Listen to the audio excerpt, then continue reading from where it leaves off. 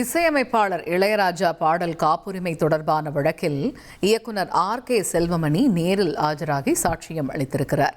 இதுகுறித்த கூடுதல் விவரங்களை எமது செய்தியாளர் சுரேஷ் விவரிக்க கேட்போம். சுரேஷ், வணக்கம். முழு விவரங்கள் என்ன, விவரிங்க. வணக்கம்.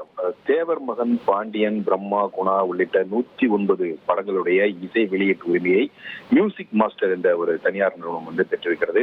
இதுல தங்களுடைய அனுமதி இல்லாமல் இந்த படங்களுடைய பாடல்களை யூடியூப் மற்றும் சமூக வலைதளங்களில் பயன்படுத்துவதற்கு தடை விதிக்க வேண்டும் என்று இந்த நிறுவனம் 2010ஆம் ஆண்டு உயர்நீதிமன்றத்துல வழக்கு தாக்கல் செய்திருந்தது. இந்த வழக்கு தொடர்பாக ஏற்கனவே இசையமைப்பாளர் இளையராஜா உயர்நீதிமன்ற வளாகத்திலே இருக்கக்கூடிய இந்த மாஸ்டர் நீதிமன்றம் என சொல்லப்படக்கூடிய இந்த வாக்குமூலங்களை பதிவு செய்யக்கூடிய நீதிமன்றத்தில் நேரில் ஆஜராகி சாட்சியம் அளித்திருந்தார். இந்த நிலையில இந்த வழக்குல இளையராஜாவுக்கு இசையமைத்த 4 படங்களுக்கு மேல் இயக்கியிருந்த இயக்குனர் என்ற அடிப்படையில பிரபல இயக்குனர் R.K. செல்வமணி நீதிமன்ற வளாகத்தில் உள்ள அந்த மாஸ்டர் நீதிமன்றத்தில் இன்றைக்கு நேரில் ஆஜராகி கிட்டத்தட்ட 20 நிமிடங்கள் சாட்சியம் அளித்தார். அப்போது அவர் இளையராஜாவின் பாடல்கள் அவருக்கே சொந்தமானது, அதே போல பாடல்களுடைய பதிப்புரிமையை பொறுத்த வரைக்கும் அவர் தயாரிப்பாளர்களுக்கு அதை வழங்கியதில்லை. அவர் பதிப்புரிமை அவரே வைத்துக் கொள்வார். சம்பந்தப்பட்ட படத்தில் மட்டும் பயன்படுத்துவதற்கான உரிமையை மட்டும் தயாரிப்பாளருக்கு அவர் அளித்திருக்கிறார் என்று சாட்சியம் அளித்தார்.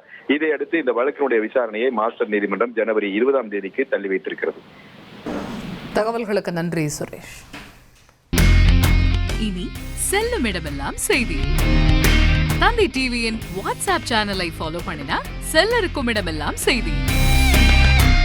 இதோ QR கோட் இப்பவே ஸ்கேன் பண்ணுங்க, ஃபாலோ பண்ணுங்க.